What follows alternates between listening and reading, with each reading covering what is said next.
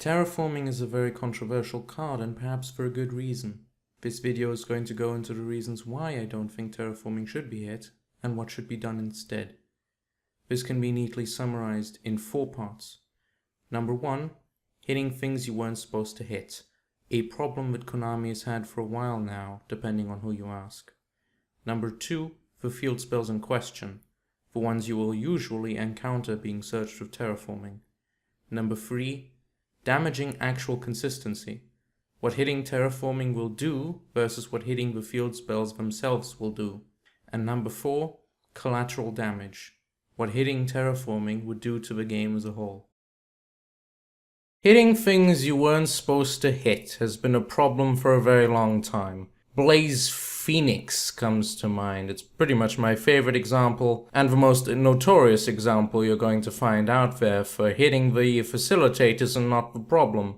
For those that haven't experienced the joys of Blaze Phoenix, the bombardment bird, it is a level 8 fusion monster that requires a machine type monster and a pyro type monster. That is where synergies with volcanics come in, for example, who focus on burn damage just as much as bombardment bird does. It has some fairly high stats, but that's not why this card was strong. In fact, it barely mattered at all. It never really attacked or needed to attack. Its effect reads as follows. Once per turn, during your main phase, you can inflict 300 damage to your opponent for each card on the field. This card cannot attack during the turn you activate this effect. It not being a hard once per turn led to people summoning it multiple times and abusing it in various FTK strategies. The OCG had a very smart idea of limiting this card, which solved the FTK problem because you needed 2 copies to pull it off. Usually you'd spam them on board or use them for each other because they're also pyro-type monsters and just fuck the opponent. The absolute geniuses at the TCG, however, decided that they needed to do anything but limit Phoenix. Over the years of its FTK-based existence, they banned Metamorphosis and Stratos, as well as limiting Genix ally Birdman and Divine Wind of the Mist Valley. Not that Metamorphosis shouldn't be banned, but we're talking about back then. 4 cards banned because the problem wasn't hit, only the facilitators were. The distinction between facilitators and the problem is very important. No one is complaining about Gookie Suprex, are they? Or the other Gookie monsters with the same recycle effect.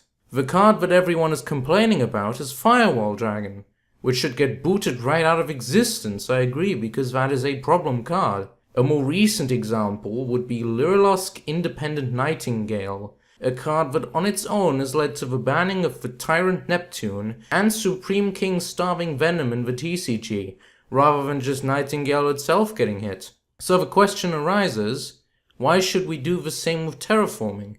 Which is my second point. Limiting terraforming does not hinder these decks enough in any way. If a deck is strong enough, they can just run Planetary Pathfinder, and even without it, strong decks have enough strength to them. The 3 main field spells people complain about in regards to terraforming are Union Hanger, Draconic Diagram, and Trickstar Lightstage.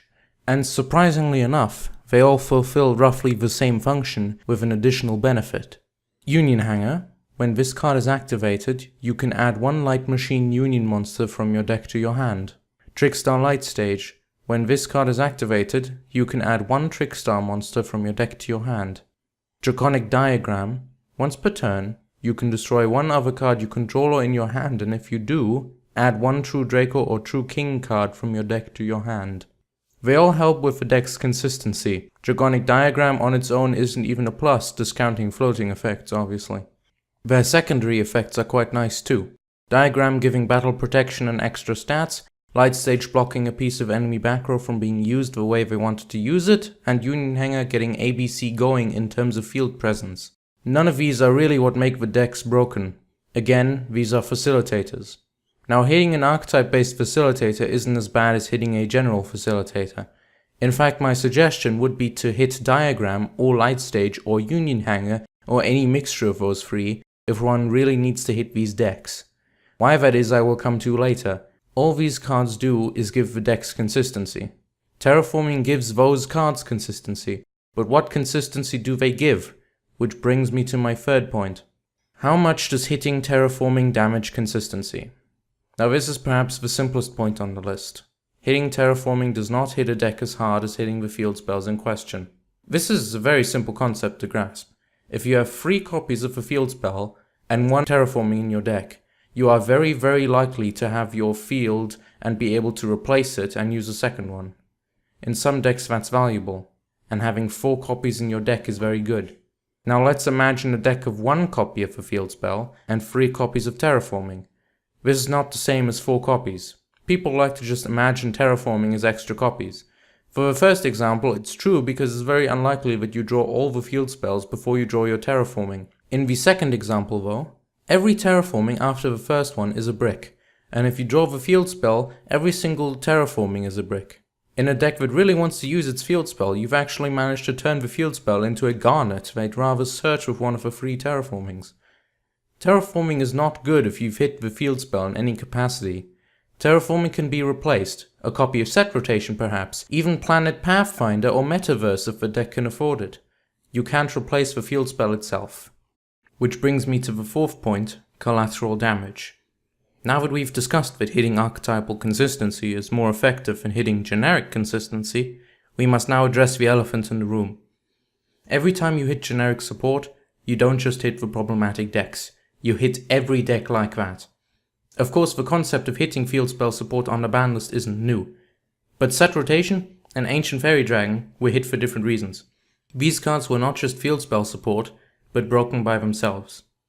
Ancient Fairy Dragon was very easy to summon with Destrudo and allowed for special summoning and destruction of the enemy field spell, and Set Rotation locked the enemy out of playing their own field spell while searching and immediately setting yours on a quick play spell. Terraforming doesn't do any of those things. And despite the hits to Ancient Fairy Dragon and Set Rotation being justified, other decks were hit by it as well. That's just something that happens with every banning of a broken card, but it should be avoided when it can be avoided. This is why you ban the problem, not the facilitators, because facilitators aren't exclusive to the problematic strategy. FAs are a casualty of the Ancient Fairy Dragon ban, for example, but that was unavoidable. What is avoidable is the countless other decks facing extinction by a hit to terraforming, and the word extinction is not an understatement. Take Element Sabers for example, a deck that lives and dies with its field spell, and often likes having backups. Many profiles even run Planet Pathfinder in order to have another option of searching Palace. Hitting terraforming would kill the deck. The same goes for BES decks, that have gotten surprisingly okay with the introduction of BEF Zelos into the game. BEF Zelos is the only reason BES is even vaguely playable. They need it just as much as Element Sabers.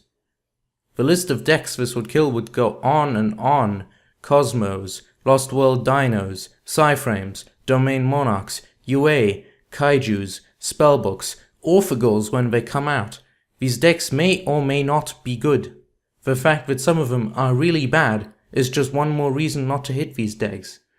Why would you kick a man when he's already down? In conclusion, all that limiting terraforming does, or banning terraforming, or semi-limiting terraforming, instead of the actual problem, is just going to make the game less varied and worse to play when tons and tons of decks suddenly become near unplayable. A really huge flood of decks would just cease to exist in their semi-competitive forms. And it's going to make the game worse. And I hope that I have made my point clear as to why I think that.